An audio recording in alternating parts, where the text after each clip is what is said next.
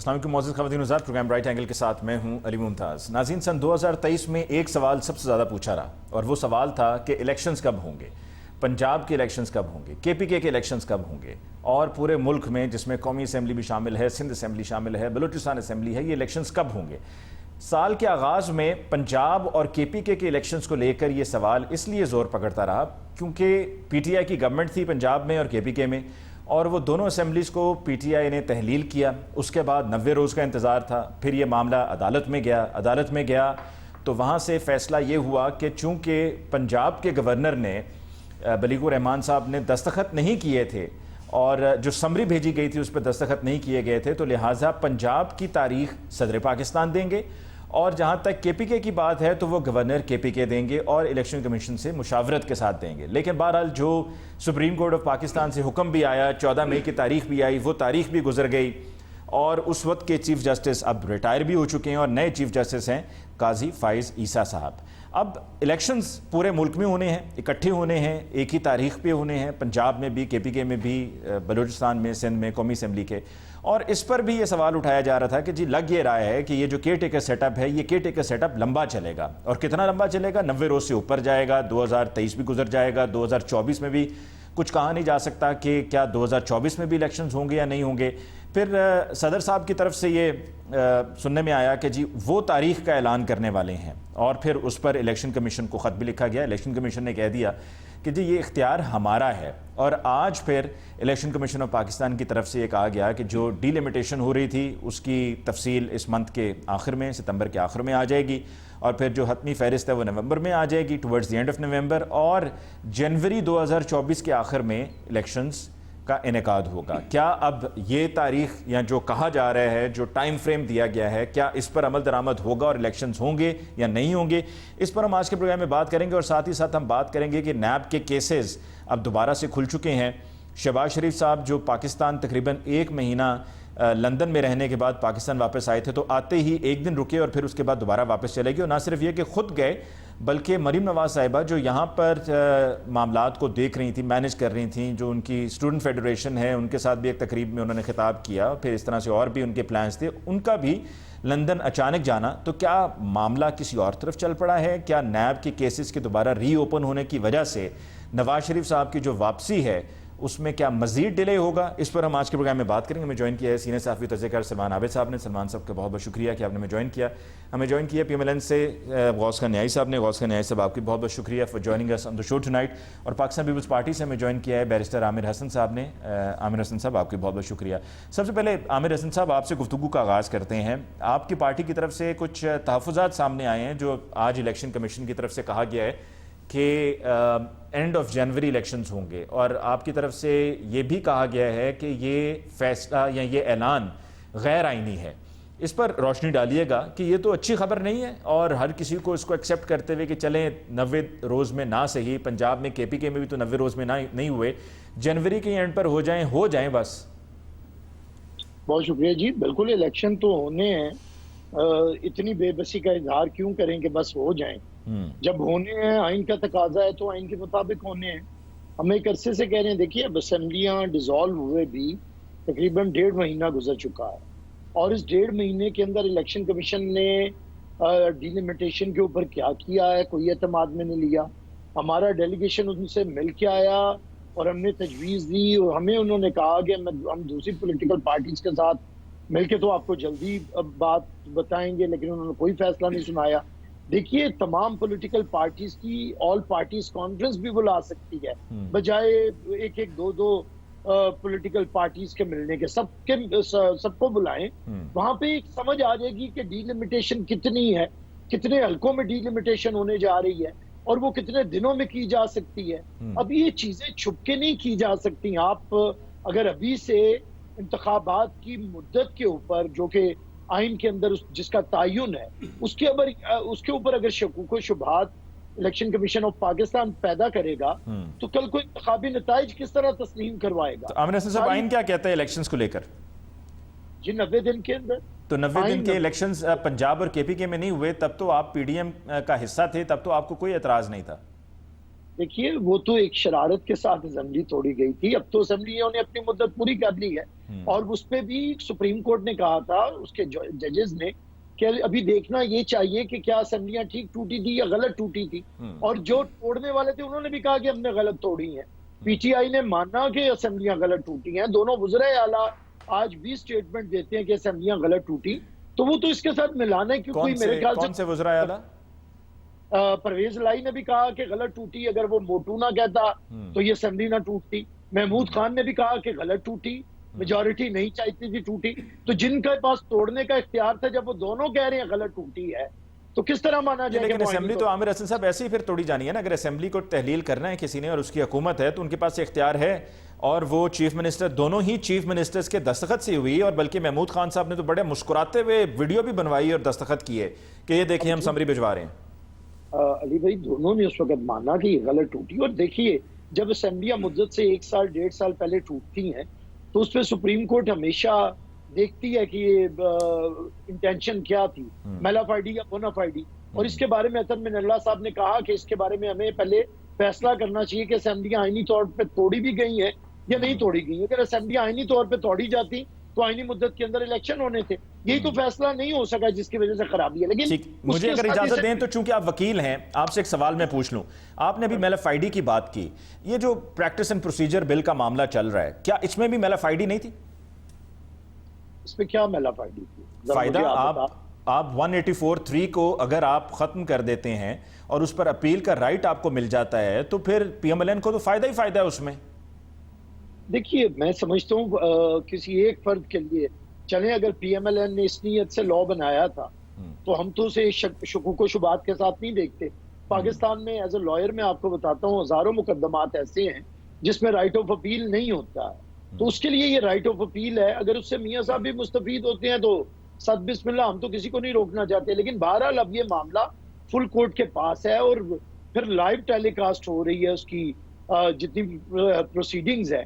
और अगर आज के चीफ जस्टिस ये समझते हैं कि चीफ जस्टिस इस इख्तियार को 184(3) को गलत इस्तेमाल करता है, पहले तो वो फंडामेंटल राइट्स के लिए हो ही नहीं रहा, पॉलिटिकल मैनूवरिंग के लिए इस्तेमाल होता है। सेकेंडली, चीफ जस्टिस के पास जो इख्तियार है बेंच की तश्कील का, वो बड़ी एक ऐसी उसके पास पावर है एडमिनिस्ट्रेटिव, जिससे वो दूसरे जजेस की जुडिशियल पावर को सल्व करता है। इसमें तो अब इतनी बहस हो चुकी है 184(3), अब वो कानून सुप्रीम कोर्ट के पास है, सारे फुल के पास है, जो भी वो फैसला करेंगे। ठीक है, न्याय साहब आपकी तरफ आते हुए, आपकी पार्टी तो पहले से कहते आ रही है कि ये जनवरी में जाकर इलेक्शंस होंगे, ये कैसे आपको पता चला? वो अभी मरीम नवाज साहिबा ने तकरीर की थी ना, उस तकरीर में वो कह रही थी कि जी नवाज शरीफ साहब जब वज़ीर आज़म थे तो इतना काम करते थे कि लगता था कि जिस तरह ये कुछ जिन्नात कर रहे हैं। तो क्या वो जिन्नात ने तो नहीं आपको बताया था कि जनवरी 2024 में होंगे?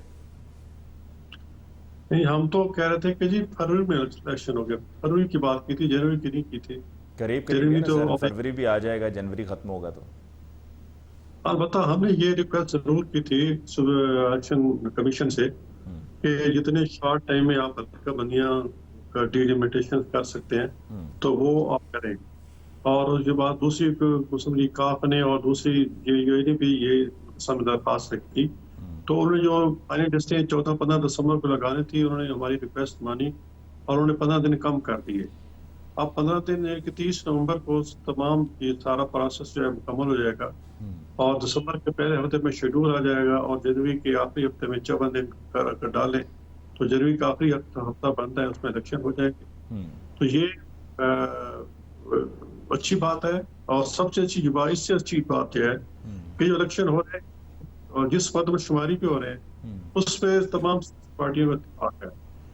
जो 17 की मददशुमारी थी उस पे तो हमारे जो सिंध के एमपीएम हैं, ये दूसरे ग्रुप हैं, ये पार्टी हैं, उनको काफी इतराज़ात थे कि हमें सही नहीं गिना गया। इस तो जो अभी जो इस साल जो हुई है 23 में, उस पे सब ने उस पे कंसेंसस किया है और काउंसिल ऑफ कॉमन टेस्ट में ये चीज वो सब ने साइन किए हैं और उस पे नई मर्दशुमारी के मुताबिक तरीका बंदी करके इलेक्शन कराया जाए। तो एक लिहाज है। बाकी 90 डेज में जो इलेक्शन का मुतालबा है बिल्कुल ठीक है, वो भी ठीक है। जहाँ आइन कहता है कि 90 डेज में इलेक्शन करो, वहाँ आइन कहता है कि जब मददशुमारी कंप्लीट हो जाए तो नई मददशुमारी की तरह इलेक्शन कराया जाए। तो इसमें थोड़ी स्पेस है। तो हम कोई ना कोई ऐसा तरीका तैयार करें जिससे मुल्क में हमारे सियासी बेचैनी जो है वो खत्म हो। अगर 17 पे करते हैं पुराने पे तो ज़ाहिर है MQ हमारे बाकी शोर डालेंगे। अब इस पे तो किसी को इतराज नहीं है। अच्छा, जहां पर आप दूसरी पार्टीज का सोच रहे हैं और ये बड़ी जमहूरी सोच है कि आप दूसरी पॉलिटिकल पार्टीज का भी सोच रहे हैं, तो क्या आप ये भी मुतालबा करेंगे कि PTI को भी इलेक्शंस में ना सिर्फ हिस्सा लेने दिया जाए बल्कि उनको अपनी कैंपेन भी भरपूर तरीके से जिस तरह बाकी पॉलिटिकल पार्टी चलाएंगी उनको भी चलाने की इजाजत दी जाए? बिल्कुल जी, हम जमहूरी लोग हैं, हम तो चाहते हैं कि जमहूरी मैदान में मुकाबला करना चाहते हैं और बिल्कुल अगर आए तो हमें खुशी होगी। और वो भी मेरे ख्याल PTI आएंगे, उनका अपना वोट बैंक है, उनका अपना नजरिया है, तो जमहूरियत तो ऐसे चलेगी।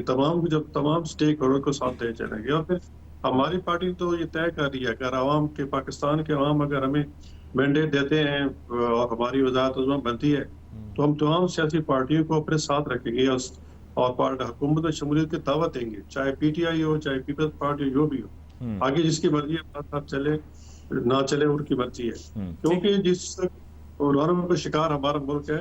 अब माशी बहरान हो, लॉ एंड ऑर्डर को दहशतगर्दी हो, बॉर्डर पे जो सूरत हाल है, बाकी इंटरनेशनल सिनेरियो चेंज हो रहा है, इसमें तमाम पार्टी का इनपुट चाहिए होगा और हम सबको साथ लेके चलेंगे। ठीक, सलमान आबिद साहब, आप बड़े पॉजिटिव माइंडसेट के आदमी हैं। आपको तो बल्कि आजकल मैसेज भी किया जाए तो आगे से जवाब ऑटोमेटेड मैसेज आता है कि मुसीबतों का मुकाबला सब्र से करो। ये मैं हकीकत बता रहा हूँ आप सबको, मजाक में नहीं कर रहा हूँ, ये वाकई में, ये मेरे सामने मैसेज पड़ा हुआ है कि आप सलमान आबिद साहब को मैसेज करें तो ऑटोमेटेड जवाब आता है कि मुसीबतों का मुकाबला सब्र से करो। तो अब मुसीबतें कम हो जाएंगी और इलेक्शंस होंगे? देखिए, मुसीबतें कम होंगी या नहीं होंगी, लेकिन एक बात तो तय है कि अगर हम इलेक्शन से फरार का रास्ता इख्तियार करेंगे और इलेक्शन में बिला वजह ताख़ीर करेंगे तो ना सिर्फ हमारी सियासत बल्कि हमारी मईशत और हमारा रियासती निज़ाम भी कमज़ोर होगा। क्योंकि दुनिया में जहाँ जहाँ डेमोक्रेसी है उसके अंदर इलेक्शन की जो कंटिन्यूटी है और इलेक्शन जो है वो एक रेगुलर पार्ट होता है डेमोक्रेसी के कॉन्टेक्स्ट में। अब आज इलेक्शन कमीशन ने एक इबाम तो दूर कर दिया कि इलेक्शन होंगे और जनवरी में होंगे, आखिरी हफ्ते में। अब मुझे नहीं मालूम कौन सी मजबूरी है जो इलेक्शन कमीशन को डेट देने से रोक रही थी। यानी वो आज भी डेट अनाउंस कर सकते थे और वो जो जितनी उनकी दानिश्वरी है, वो जितना सोच बचार करते हैं, उसी के अंदर वो ही बता देते कि जनवरी की फला तारीख को इलेक्शन डेट है और उसके मुताबिक शेड्यूल भी आ जाता। लेकिन अभी भी ये इबाम बदस्तूर मौजूद है कि इलेक्शन होंगे वक्त पे या नहीं होंगे, क्योंकि पाकिस्तान एक ऐसा शानदार मुल्क है, इसमें आखिरी लम्हात में भी बहुत कुछ तब्दील हो जाता है। और अभी भी इस्लामाबाद के अंदर बहुत से सियासी पंडित, आज जब मैंने गुफ्तगू की इलेक्शन के हवाले से, लोगों से पूछा, कुछ दोस्तों से जो सहाफ़ी दोस्त हैं, तो उन्होंने कहा नहीं अभी भी डाउट है कि पता नहीं इलेक्शन होगा या नहीं। तो अब क्या डाउट रह गया? डिलिमिटेशन हो गई, जनवरी का आखिरी हफ्ता बता दिया। देखिए, डाउट तो क्या, मेरे अंदर डाउट है। यहाँ के तो बड़े बड़े जो ताकतवर हल्के हैं वो बताते हैं कि अभी इलेक्शन नहीं होना। ये जो अभी आर्मी चीफ जो हैं वो जब मिले कारोबारी शख्सियात से लाहौर और इस्लामाबाद, कराची और इस्लामाबाद, कराची और लाहौर में, तो उन सब ने उनको कहा कि सर इलेक्शन को भूल जाएं, मईशत को संभालें। आसिफ अली जरदारी साहब का भी एक बड़ा बयान आया था सामने, जब वो बिलावल साहब का और उनके दरमियान आया तो उन्होंने कहा मईशत सबसे पहले मसला है, इसको पहले डील करना पड़ेगा। हमारे यहाँ जैसे माजी में पहले होता था ना कि पहले एहतसाब करो फिर इंतखाब करो, अभी भी बहुत से लोग ये कहते हैं जी पहले मईशत को दुरुस्त करें फिर इंतखाबात करें। अच्छी बात है अगर इलेक्शन कमीशन ने ये तय कर लिया है, क्योंकि डेट उसी ने देनी है बकौल उसके, तो अब ये चीज डेट भी आ जानी चाहिए सामने ताकि इबाम मुकम्मल तौर पर खत्म हो जाए। एक बात। दूसरी बात यह है कि इलेक्शन का अपने वक्त पे या तारीख जो दी है उस पर होना एक बात है। अब दूसरा सवाल है, क्या हमने इन इलेक्शन को भी माजी के इलेक्शनों की तरह कराना है, सियासी इंजीनियरिंग के साथ अपनी मर्जी के नताइज हासिल करने हैं, पॉलिटिकल पार्टियां नई बनानी है, पुरानी पॉलिटिकल पार्टियों को खराब करना है, जिसका इजहार अब बिलावल भुट्टो साहब भी कर रहे हैं कि जी हमें लेवल प्लेइंग फील्ड नहीं मिल रही। और वो ये लेवल प्लेइंग फील्ड का मुतालबा मुस्लिम लीग नून से कर रहे हैं, मुझे नहीं मालूम उसके पीछे क्या मंतक है, लेकिन मेरी अपनी मंतक तो ये कहती है वो एस्टैब्लिशमेंट को कह रहे हैं, MQM भी एस्टैब्लिशमेंट को कह रही है, PTI भी एस्टैब्लिशमेंट को कह रही है। यानी सब जमातें जो हैं उनको पता है कि ताकत का मरकज कहां है, तो वो उनसे कह रही है कि जनाब आप इलेक्शन करवाने जा रहे हैं, बड़ी अच्छी बात है, लेकिन लेवल प्लेइंग फील्ड होना चाहिए।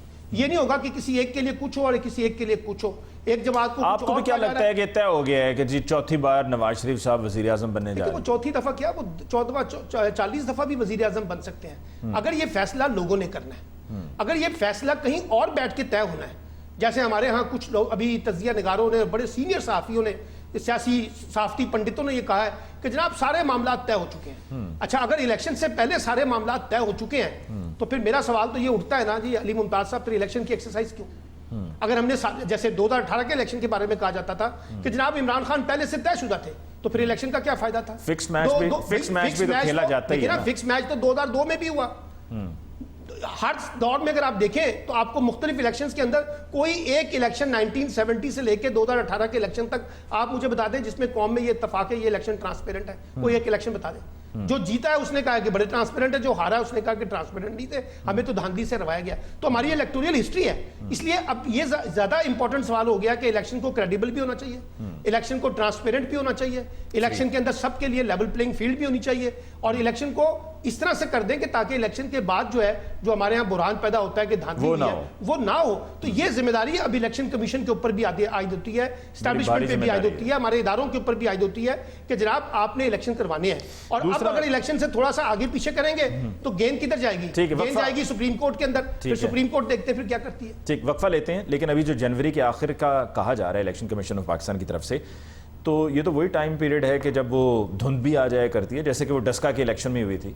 तो कहीं ये ना हो कि इस दफ़ा सिर्फ एक किसी कॉन्स्टिट्यूंसी में नहीं बल्कि तमाम कॉन्स्टिट्यूंसीज में धुंध की वजह से मसला कुछ और तरफ निकल पड़े। एक ब्रेक लेते हैं जी, मुलाकात होगी ब्रेक के बाद।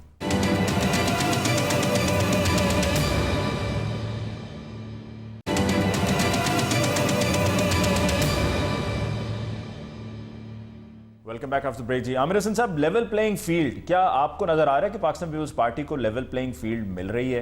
क्योंकि कुछ तहफ़्फ़ुज़ात थे कि जिन लोगों ने ज्वाइन करना था जाकर पाकिस्तान पीपल्स पार्टी को, वो PMLN की तरफ चले गए। बल्कि ईद उल अज़हा से पहले जाम कमाल साहब और अनवारुल हक काकड़ साहब की भी जो मरीन नवाज साहिबा से मुलाकात हुई थी, तो उन्हीं दिनों में मुलाकात आपकी पार्टी की तरफ भी होनी थी, लेकिन फिर वो उस तरफ चले गए या भेजे गए। वहाँ पर मुलाकात हुई, जाम कमाल साहब ने बल्कि ऐलान भी करना था कि हम PMLN ज्वाइन करने जा रहे हैं, लेकिन फिर उस ऐलान को मुलतवी कर दिया गया। और फिर उसकी वजह भी नज़र आ रही है कि फिर अनवारुल हक काकड़ साहब तो निगरान वज़ीर आज़म भी बन गए। देखिए, ये वही बाप पार्टी है जिसके जब हमें इन्होंने वोट दिए सेनेट पे, तो हमारे ऊपर बड़े इल्जामात लगाए गए PMLN की तरफ से कि ये बाप किस बाप के कहने पे काम करती है, वो सबको पता है। अब राजा रियाज के साथ अमजद खान ने जो गेम की गई है, मतलब कोई भ्रम ही रख लेते निजाम का, राजा रियाज को शामिल ना कम से कम करते, उसके खिलाफ उम्मीदवार ना देते, लेकिन उसे शामिल ना करते। कितनी भोंडी स्कीम नजर आई है कि लीडर ऑफ द ऑपोजिशन एक हफ्ते के बाद या एक महीने के बाद उस जमात में आ गया जिसके साथ मुशावरत करके वो निगरान हुकूमत बना रहा था, और निगरान हुकूमत सारी बाप के हवाले कर रहा था। अब आप खुद बताएं कि वो नून लीग के अब पास कौन सा बात रह गई है जो हमारे ऊपर एतराज करती थी। देखिए, लेवल प्लेइंग फील्ड, हम यही कह रहे हैं कि इंतखाबात को खुदा के लिए इनका कोई एतबार, इनकी कोई साख रहने दे। हम PTI वाली जुबान इस्तेमाल नहीं करना चाहते इलेक्शन कमीशन ऑफ पाकिस्तान के साथ, क्योंकि हमारा एतबार ही उसे मोतबर करता है। हम उस पर यकीन करते हैं तो उसकी साख बनती है। अगर आज हम उसके ऊपर एतराजात उठा दें सीरियस किस्म के और उस पर अदम एतमाद कर दें, तो इलेक्शन कमीशन ऑफ पाकिस्तान की कोई साख नहीं रहेगी। हमने उनसे तारीख मांगी थी, कहाँ पे होता है कि इलेक्शन का हफ्ता है, हफ्ते में इलेक्शन करवाना है, इलेक्शन की तो तारीख है, वो ही नहीं। आप क्यों नहीं दे रहे? इसलिए नहीं दे रहे कि अभी फैसला नहीं हो रहा कि मैंने सितंबर में वापस आना है, मैंने अक्टूबर में वापस आना है। अक्टूबर की डेट दे के एक दिन के बाद फिर वापसियां हो रही हैं, कब आना है कब नहीं आना। देखिए, अवाम की नब्ज के ऊपर हाथ रखें।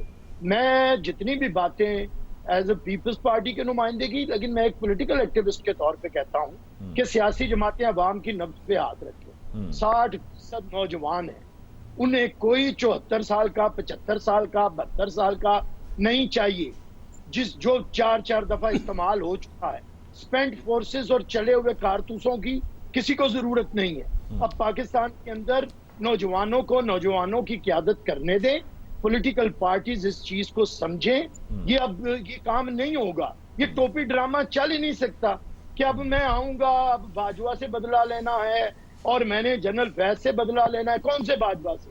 जिसे आपने एक्सटेंशन दी है उससे बदला लेना है, या जिसके साथ आपके सारे मामला तय हुए हैं और जिसकी बदौलत के मैं समझता हूँ, खुदा के लिए हम हमेशा कहते हैं, आज भी कहते हैं, जो एस्टेब्लिशमेंट की गोद में बैठता है जमहूरी असूल भूल जाता है। हम हमेशा याद आते हैं कि एस्टेब्लिशमेंट के साथ लड़े ना, उसे गालियां ना बकें, उसके ऊपर हमला आवर ना हो, लेकिन एस्टेब्लिशमेंट को बॉस नहीं माना जा सकता। बॉस गवर्नमेंट होती है, अपनी सिविलियन सुप्रीमेसी को सरेंडर ना करें, ये हम सबको समझाते हैं। अब 2 मॉडल हैं, वो मॉडल तो फेल हो गया जो बाजवा साहब जिसे कंधे पे बिठा के लाए थे, वो तो खुद अब उसका नाम लेना भी गुनाह बन गया है ना। पता चला कि वो अछूत किस्म किया इंतखाब हारा। लेकिन अब आए दूसरी तरफ, एक तरफ एक मॉडल है मियां शहबाज शरीफ, सरेंडर जी क्या कहने, आर्मी चीफ जैसा कोई आया ही नहीं। एक तरफ है मियां नवाज शरीफ ब्रांड, जिसमें हर एक से लड़ाई, खुद अपने अपॉइंट किए हुए से लड़ाई। क्या चलेगा, क्या होगा? पाकिस्तान इसी तमाशे में लगा रहेगा? नहीं, पाकिस्तान को इस लड़ाइयों की जरूरत बिल्कुल नहीं। ठीक है। आपने जनरल बाजवा और जनरल फैज़ हमीद की बात की, साथ में इजाजुल एहसन साहब, जस्टिस इजाजुल एहसन साहब की भी बात की नवाज शरीफ साहब ने। गौस खान नाई साहब, जनरल बाजवा साहब तो आपके मोहसिन हैं, आप को उनका शुक्रिया अदा करना चाहिए। आपकी गवर्नमेंट आई, आपकी गवर्नमेंट का साथ दिया गया, और जब आपकी गवर्नमेंट आई तो ये 2022 में बड़ा मुश्किल वक्त था गवर्नमेंट के लिए, लेकिन आपकी मदद वहाँ से आपको मिलती रही। और जनरल फैज़ की जो बात नवाज शरीफ साहब करते हैं, जब 2018 में इंतखाबात हुए थे तो उस वक्त तो DGISI जनरल फैज़ हमीद नहीं थे, नवीद मुख्तार साहब थे।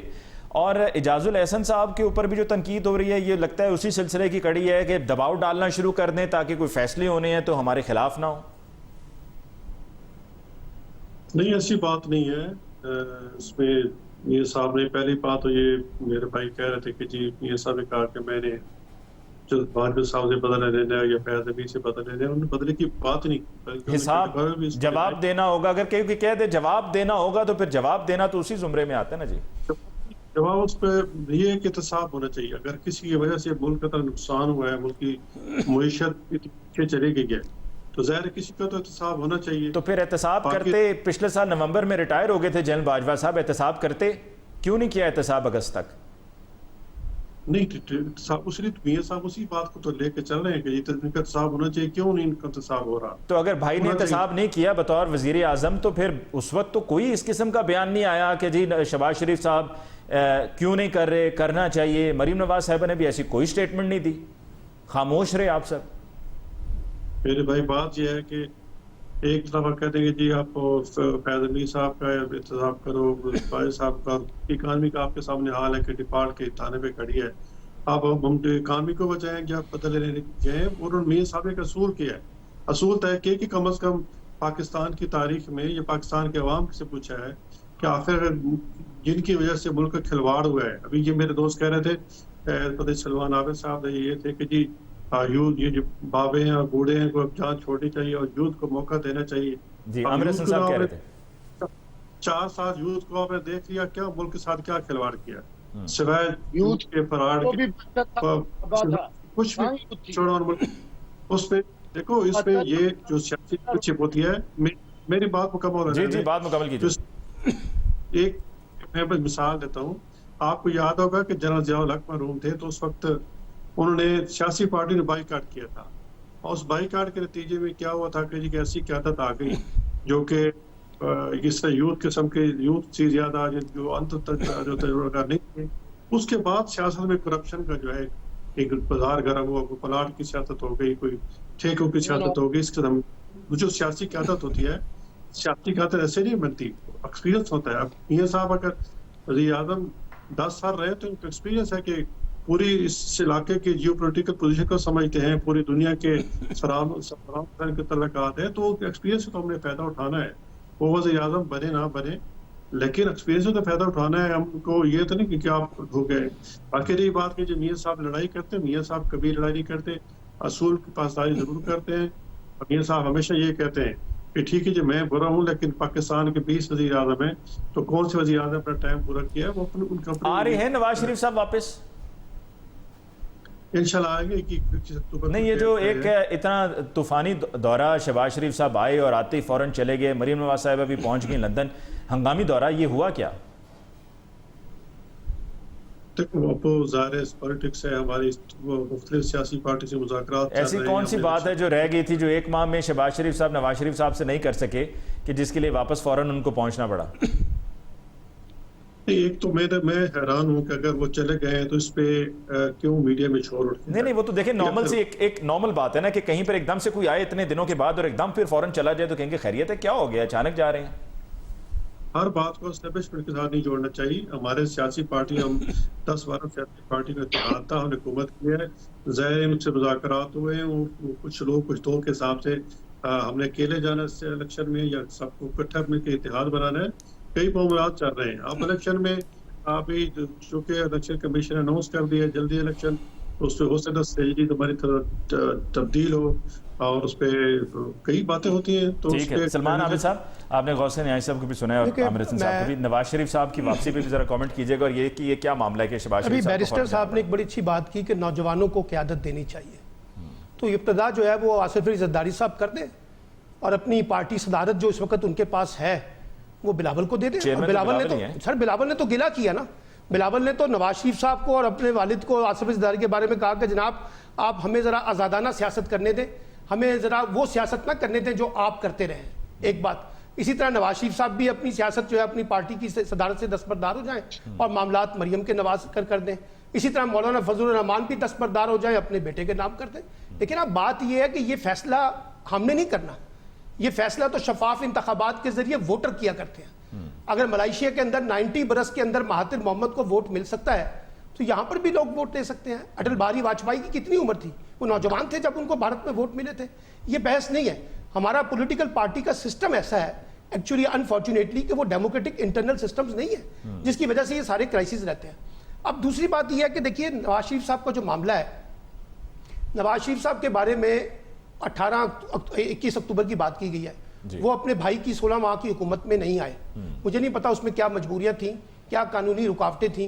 अब कैसे वो कानूनी रुकावटें खत्म हो गई हैं जो 16 माह की हुकूमत में थी, आज खत्म हो गई हैं। एक बात। और ये जो कहा जा रहा है कि इलाज हो गया होगा। नहीं, इलाज तो वो गए नहीं अस्पताल में, दवाई मिल गई होगी, दवाई मिलेगी ना, दवाई वही है ना जो एस्टैब्लिशमेंट की तरफ से मिलेगी। वो कह रहे हैं ना कि मुझे जरा थोड़ा सा मुझे गारंटियां दें, वो गारंटियां मिल जाएंगी तो फिर वो आप भी जाएंगे, वो तीसरी दफा क्या, चौथी दफा क्या, छठी दफा क्या, 8वीं दफा भी प्राइम मिनिस्टर बन सकते हैं।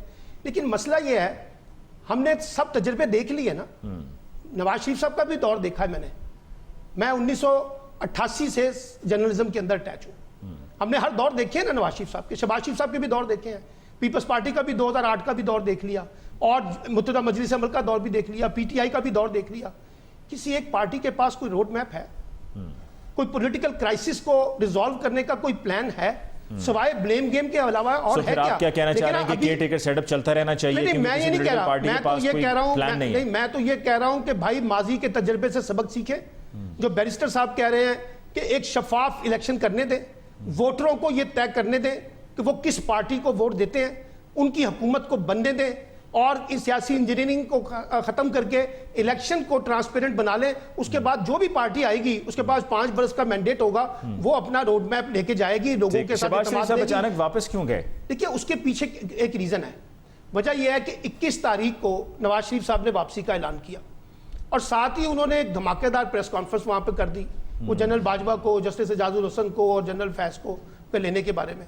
अच्छा हो सकता है कि वो शहबाज शरीफ साहब तो एक बड़े मसलियत के तहत पॉलिटिक्स करते हैं ना, वो तो लड़ाई झगड़े की पॉलिटिक्स नहीं करते ना, वो जर्नलों से लड़ाई लड़ना चाहते हैं। हो सकता है उन्होंने कहा हो कि भाईजान ये आप क्या कर रहे हैं, मैं यहाँ पे आपके लिए रास्ता निकाल रहा था, आप बैठ के क्या कर रहे हैं। या हो सकता है ये जो खबरें आज अखबारात में शाया हुई हैं कि जनाब एक अहम पैगाम लेके गए हैं। अब वो अहम पैगाम अली मुमताज साहब आपका तो नहीं हो सकता कि शहबाज शरीफ साहब लेके जाएंगे, ना मेरा हो सकता है, ना गौस साहब का हो सकता है, ना कोई किसी और का हो सकता है। वो अहम पैगाम देने वाले हमारी पॉलिटिक्स के अंदर सबको पता है कौन होते हैं, तो वो हो सकता है कोई ऐसा पैगाम लेके गए हो। अब ये नवाज शरीफ साहब की आमद का जो मामला है, अगर नवाज शरीफ साहब अब अगर 21 तारीख से डिले करते हैं ना, मैं आपको बताऊं उनकी पॉलिटिक्स और ज्यादा डैमेज हो जाएगी। और मुझे एक बड़ा सियासी लतीफा जो जावेद लतीफ ने पेश किया है ना, माशाल्लाह क्या कमाल का लतीफा पेश किया है कि जी सड़कें ब्लॉक हो जाएंगी, मरीज परेशान हो जाएंगे, रोड ब्लॉक हो जाएंगे, वो शादियां बहुत हो रही हैं इसलिए वो खराब ना हो जाएंगी, इसलिए हम एयरपोर्ट नहीं जाएंगे। और आपको याद है ना जब शहबाज शरीफ साहब एयरपोर्ट लेने जाना था उनको, तो ख्वाजा आसिफ साहब ने टीवी प्रोग्राम में कहा कि हमारा तो प्लान ही नहीं था, हमने तो एयरपोर्ट जाना ही नहीं था। ये कहां तय हुआ था कि आपने एयरपोर्ट नहीं जाना था? आपने क्यों नवाज शरीफ साहब को धोखे में रखा कि जनाब आप आए, हम लाहौर एयरपोर्ट पे बड़ा तारीखी इस्तकबाल करेंगे। लेकिन वो तारीखी इस्तकबाल तो नहीं हुआ, वो तो आपने धर्मपुरे की तरफ सड़क मोड़ दी। और वो किसके कहने पे मोड़ी, ये भी एक सवाल तो रहेगा ना। इसलिए अभी भी वो कहते हैं कि जी बड़े पॉपुलर है नवाज शरीफ साहब। आए 21 अक्टूबर को बिल्कुल आए, और एक लाखों का मजमा भी उनके पास हो, मुझे तो कोई इतराज नहीं है। वो एक बड़े पॉपुलर लीडर है, वो आके पॉलिटिक्स करें। लेकिन ये जो सहारों की सियासत हो रही है ना पाकिस्तान के अंदर, ये जो सहूलतकारी की जो सियासत हो रही है, अब मेरा ख्याल है कि इसको खत्म होना चाहिए, क्योंकि इससे पाकिस्तान के मसले हल नहीं हो सके। ठीक है जी, एक ब्रेक लेते हैं जी, ब्रेक के बाद वापस लौट कर आएंगे तो यहीं से बात को आगे बढ़ाएंगे। हमारे साथ रहिए।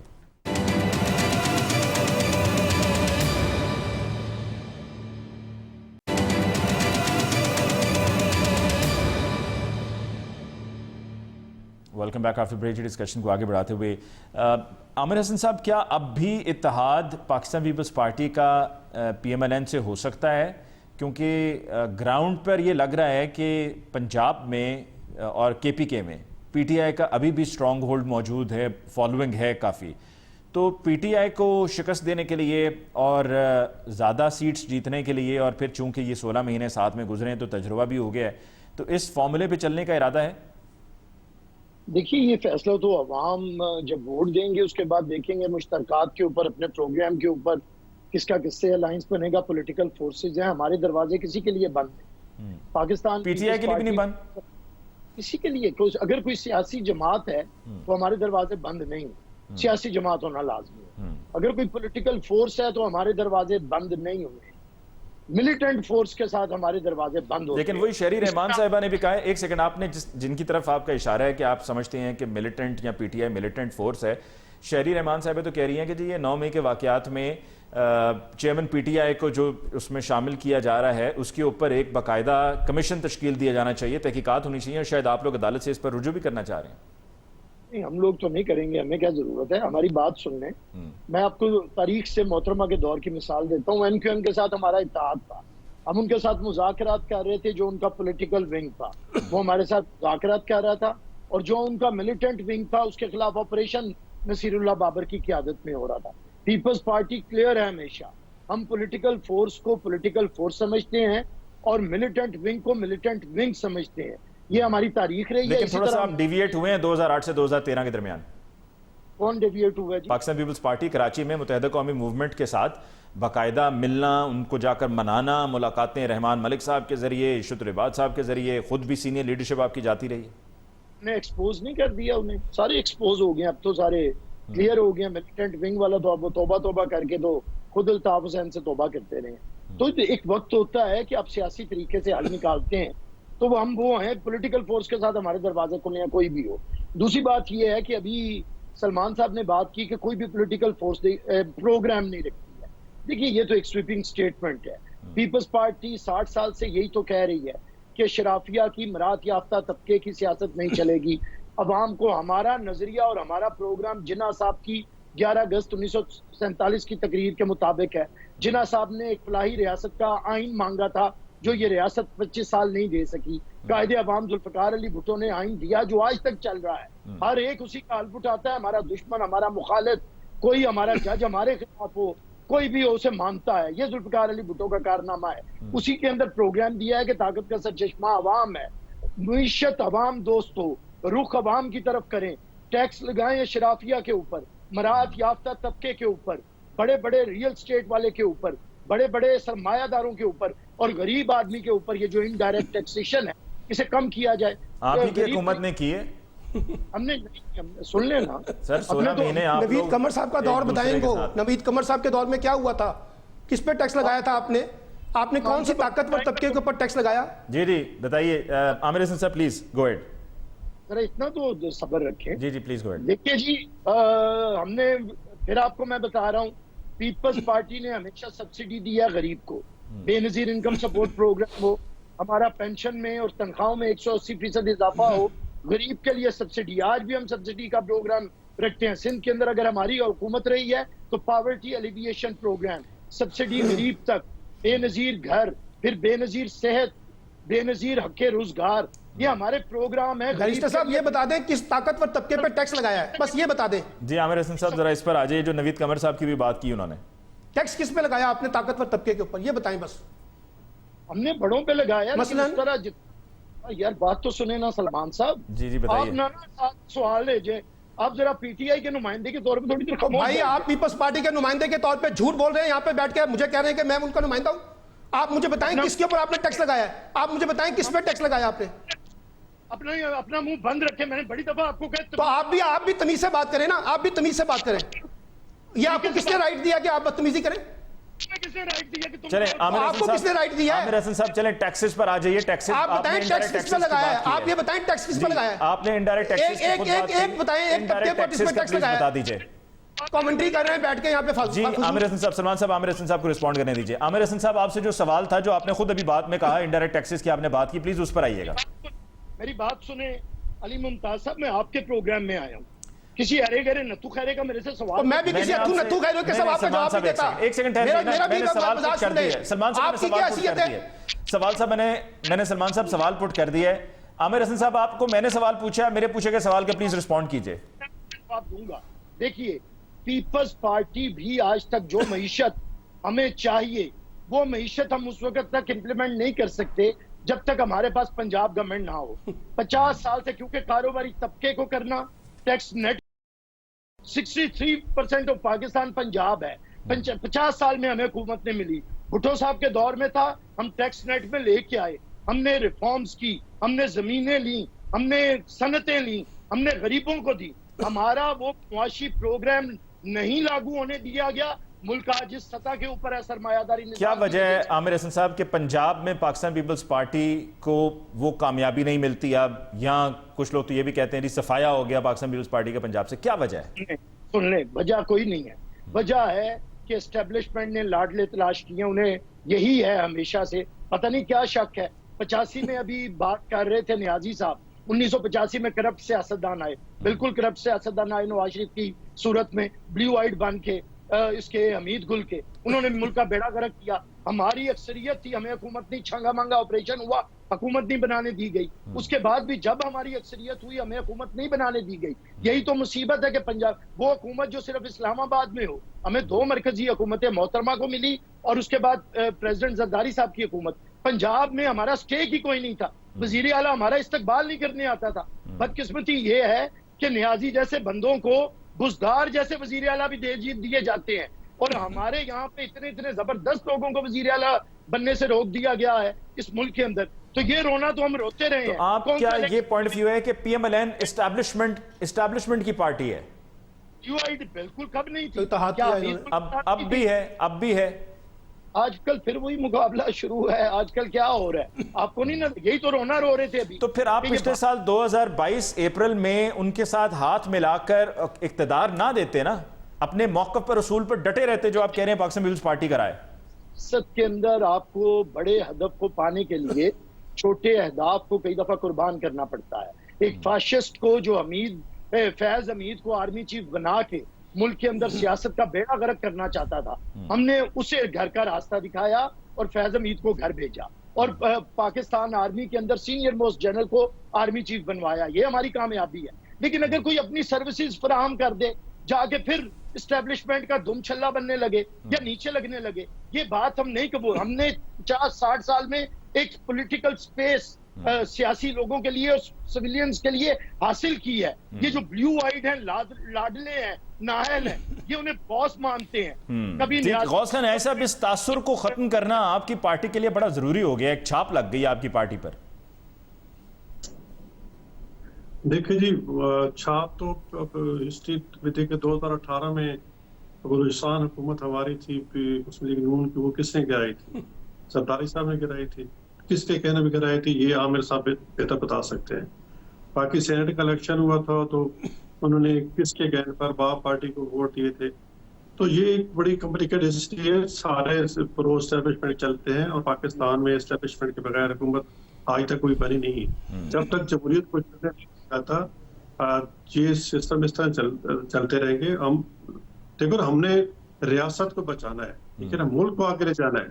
उसमें ये ज़ाहिर है हम एस्टेब्लिशमेंट को साथ लेके, तमाम सियासी पार्टी को साथ लेके, अब हमने जो 16 माह हुकूमत की है तो 12 सियासी साथ लेके चले। उसमें सारी पॉलिसी हमारी तो नहीं थी, बाकी सियासी पार्टी को था। इस वक्त तो बात है रियासत को बचाने की। रियासत को बचाने के लिए हम एस्टेब्लिशमेंट को भी साथ लेके चलेंगे, पीपल्स पार्टी को, जे सबको साथ लेके चलेंगे। इसहाक डार को तो नहीं वापस लेकर आएंगे आप कहीं? जी, 16 महीने में वापस आएंगे। इसहाक डार साहब अगर आएंगे तो फिर मईशत कैसे ठीक होगी? फिर डॉलर नहीं, ऊपर उसके- चला जाएगा, फिर यही हुंडी हवाला सब मामला दोबारा से चल पड़ेंगे। डॉलर के बहुत से फैक्टर होते हैं, इसमें सागदार साहब तो ज़ाहिर है उन पे इल्जाम ही ये होता है कि डॉलर को लो लेवल पे रखते हैं। देखो 13 से 18 हुकूमत थी तो उन्होंने डॉलर को 100 रुपए तक रखा, 100 से ऊपर नहीं जाने दिया, और बाद में ये वाबेला लेकिन अब के बाद नया रिकॉर्ड कायम कर दिया। मेरे पास प्रोग्राम का वक्त खत्म हो रहा है जी। सलमान साहब क्लोजिंग कमेंट जी। देखिए बात यह है, ये मसला सिर्फ पीपल्स पार्टी का नहीं है। कोई भी सियासी जमात ताकतवर तबकों पर टैक्स नहीं लगा सकी। इसके ऊपर कोई मुनाजरा करना हो तो आप किसी वक्त प्रोग्राम कर ले, मैं आपके साथ रिकॉर्ड के साथ आऊंगा। दूसरी बात यह कि ये जो अभी नवाज शरीफ साहब इस्टेब्लिशमेंट के आला कार हैं, शहबाज शरीफ साहब इस्टेब्लिशमेंट के आला कार हैं, अभी चंद महीने पहले बिलावल भुट्टो साहब की पार्लियामेंट में एक तकरीर पड़ी हुई है, रिकॉर्ड सास वो उठाएं, और शहबाज शरीफ साहब की जो कसीदा गोई की है उन्होंने, वो भी रिकॉर्ड का हिस्सा है। वो ठीक थे, नवाज शरीफ साहब भी ठीक थे। हमारी सियासी बल्कि जमातों का मुझे कथा कलामी की माजरत, मुझे याद पड़ता है कि शहबाज शरीफ साहब ने बल्कि नवीद कमर साहब की भी बड़ी तारीफ की, बड़ी तारीफ की, और अब इक़्तिदार के बाद यानी कि हुकूमत खत्म मैं होने तो के ये कह बाद रहा हूं वो कि चीनी वाली बात करना शुरू हो गए। हुकूमत में जब थे किसी ने नहीं कहा कि वो मुस्लिम लीग नून एस्टेब्लिशमेंट की पार्टी है। किसी जगह पे कहा है तो मुझे बता दें, किसी अलाई पार्टी ने? सबने कहा कि जनाब हम तो डेमोक्रेट हैं, हमने माजी से सीखा है, हम इकट्ठे हो गए हैं, हम इस मुल्क को बचाना चाहते हैं, एक हाथ से हाथ मिलाना चाहते हैं। अब 16 माह का इक़्तिदार खत्म हुआ तो वो एस्टेब्लिशमेंट की पार्टी बन गई। देखिए ये सियासी जमातों के प्रॉब्लम है कि जब हम इक़्तिदार के हिस्सेदार होते हैं तो हमें कुछ बुरा नहीं लगता, लेकिन जैसे ही हम इक़्तिदार से बाहर आते हैं तो हमें लगता है कि सारा कुछ वही पुराना खेल है जो हम खेलने की कोशिश कर रहे हैं। तो इसलिए मैं ये कहना चाहता हूं, मसला किसी एक सियासी जमात का नहीं है। और मैंने तो पीटीआई की हुकूमत को भी बीच में शामिल किया था कि कोई रोड मैप नहीं है। उनका भी हमने हुकूमत देखी है, उनकी भी हुकूमत देखी है कि उसके अंदर उन्होंने कितने ताकतवर तबकों पर टैक्स लगाया। उन्होंने भी कारोबारी तबकात को, सनतकारों को जो मराते दी हैं वो भी रिकॉर्ड का हिस्सा है। इसलिए मसला ये नहीं है कि हम एक किसी सियासी जमात के तौर पे बात करें, लेकिन जब आप एक जनरलाइज बात करेंगे तो इदादो शुमार तो मौजूद है ना। मैंने आपसे पूछा कि मुझे बताएं कि किस ताकतवर तबके के ऊपर एग्रीकल्चर टैक्स लगा किसी के ऊपर? क्या हमने रिफॉर्म्स की? हमने कोई ऐसी रिफॉर्म्स की है जिसके अंदर हमने तमाम चीजों को लेकर हमने आगे बढ़े हैं? 2008 में पीपल्स पार्टी की भी हुकूमत थी ना। क्या अदालती रिफॉर्म्स हुई? क्या ब्यूरोक्रेसी की रिफॉर्म्स हुई? क्या एफबीआर की रिफॉर्म्स हुई? क्या पुलिस रिफॉर्म्स हुई? किसी जमात ने भी नहीं की ना भाई। किसी एक जमात का मसला थोड़ी है ये मैं किसी एक जमात का रोना रह रहा हूं। यहां सब सियासी जमातों ने आके इक्तदार की सियासत की है, रिफॉर्म्स का एजेंडा तो किसी के पास भी नहीं है। ठीक, सलमान साहब प्रोग्राम का टाइम खत्म हो गया। आमिर साहब भी रनिंग शॉर्ट ऑफ टाइम, मुझे कंक्लूड करना होगा। आपका बहुत बहुत शुक्रिया आमिर हसन साहब कि आपने ज्वाइन किया। गौस खान साहब आपको बहुत बहुत शुक्रिया। सलमान साहब आपको बहुत बहुत शुक्रिया। नाज़रीन, इसके साथ ही आज के प्रोग्राम का वक्त खत्म हुआ चाहता है। मुझे अली मुमताज़ को दीजिए इजाज़त। अल्लाह निगहबान।